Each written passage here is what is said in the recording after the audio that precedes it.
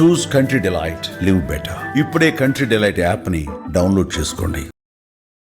అయితే ఈరోజు ఈ డిసెంబర్ 9 అనేది చరిత్ర పుటల్లో సువర్ణాక్షరాలతో లిఖించదగిన రోజు. నవంబర్ 29 మనం దీక్షా దివస్ జరుపుకున్నాం. నవంబర్ 29 లేకపోతే డిసెంబర్ 9 తెలంగాణ ప్రకటన లేదు. డిసెంబర్ 9 లేకపోతే జూన్ 2 రాష్ట్ర అవతరణ దినోత్సవం లేదు. అంటే తెలంగాణ ఉద్యమంలో ఈ 3 రోజులు చాలా కీలకమైనవి. November 29, December 9, June 2.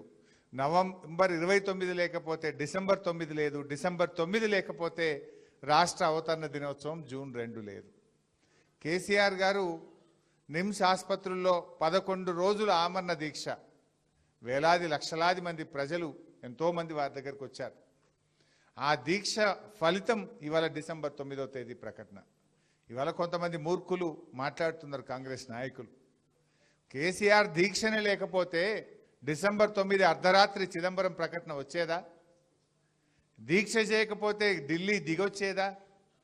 కేసీఆర్ దీక్ష ఫలితం, అమరుల త్యాగ ఫలితం నేటి తెలంగాణ రాష్ట్రం. దీక్షే లేకపోతే తెలంగాణ ప్రకటనే రాదు. ఈ ప్రకటన వచ్చిందంటే కేసీఆర్ పోరాటం, కేసీఆర్ దీక్ష. ఇలా ఎవరెవరో ఏదో మాట్లాడుతుండొచ్చు, కానీ కేసీఆర్ గారు నిజంగా ఇవాళ చరిత్ర అంటూ మాట్లాడితే, తెలంగాణ ఉద్యమ చరిత్రలో మాట్లాడితే కేసీఆర్ అంటే పోరాటం, కేసీఆర్ అంటే త్యాగం. రేవంత్ రెడ్డి గురించి కూడా తెలంగాణ ఉద్యమం గురించి చెప్పాలంటే, రేవంత్ అంటే వెన్నుపోటు, రేవంత్ అంటే ద్రోహం. తెలంగాణ ఉద్యమానికి ద్రోహం చేసిన వ్యక్తి ఎవరన్నా ఉన్నారంటే రేవంత్ రెడ్డి, వెన్నుపోటు పొడిచిన వ్యక్తి ఎవరన్నా ఉన్నారంటే రేవంత్ రెడ్డి. ఎందుకంటే రాజీనామాలు చేయండి అంటే జిరాక్స్ కాగితాలు ఇచ్చిన వ్యక్తి. అరే ఉద్యమానికి గెలిచి రావయ్యా అంటే జై తెలంగాణ నుండి తుపాకీ పట్టుకొని కాలుస్తా అని రైఫిల్ పట్టుకొని బయలుదేరిన రైఫిల్ రెడ్డి రేవంత్ రెడ్డి.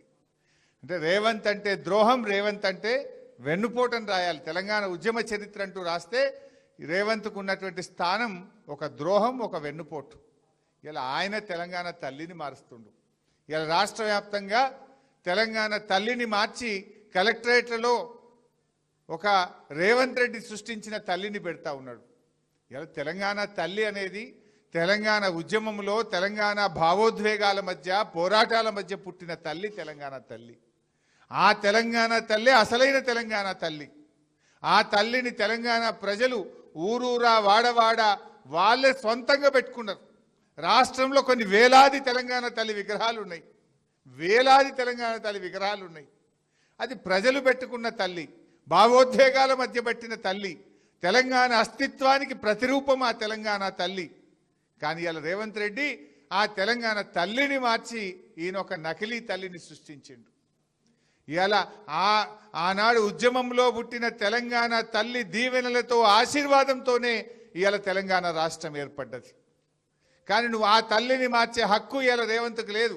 నువ్వెన్నడూ ఉద్యమంలో పాల్గొనలే, నువ్వెన్నడూ జై తెలంగాణ అనలే, నువ్వెన్నడూ జైలుకు పోని రేవంత్ రెడ్డికి తెలంగాణ ఉద్యమంలో పుట్టిన తల్లిని మార్చే హక్కు ఉన్నదా? ఇవాళ తెలంగాణ ప్రజలకు ఉద్యమంలో ఆనాడు కేసీఆర్ నాయకత్వంలో పుట్టిన తెలంగాణ తల్లే మా తల్లి అని తెలంగాణ ప్రజలు అనుకుంటున్నారు. ఇవాళ రేవంత్ సృష్టించిన తల్లి నకిలీ తల్లి. ఆ తల్లి చేతిలో నుంచి బతుకమ్మని తీసేసిండు. తల్లి చేతిలో బతుకమ్మ లేని తల్లి తెలంగాణ ప్రజలకు బతుకునివ్వదు, భరోసానివ్వదు. రేవంత్ మాట్లాడిండు, ఏమన్నాడు ఆ రోజు? అరే నన్ను గెలిపింది, తలరాతలు మారుస్తా, నేను మార్పు తెస్తా, తెలంగాణ ప్రజల తలరాతలు మారుస్తా అన్నాడు. తలరాతలు మార్చలేదు కానీ తెలంగాణ తల్లిని మాత్రం మార్చిండు. గింతే నువ్వు మార్చింది ఏమైనా ఉంటే. నువ్వు ఏం మార్చినావు 2 ఏళ్ళల్లా?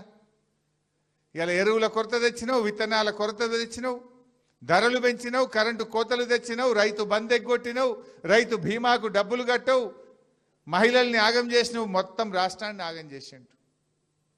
ఇలా తెలంగాణ అస్తిత్వాన్ని దెబ్బతీస్తున్నాడు రేవంత్ రెడ్డి.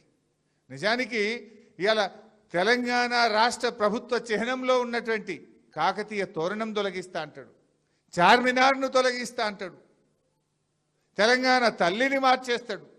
నువ్వు తెలంగాణ అస్తిత్వాన్ని దెబ్బతీస్తున్నావు. మొన్నెప్పుడో రామోజీ ఫిలిం సిటీకి పోయిండు. ఆడబోయి అంటాడు, రవీంద్ర భారతి అవార్డుల కంటే రామోజీ ఫిలిం సిటీ అవార్డే గొప్పదట. ఇది తెలంగాణ అస్తిత్వాన్ని దెబ్బతీయడం కాదా?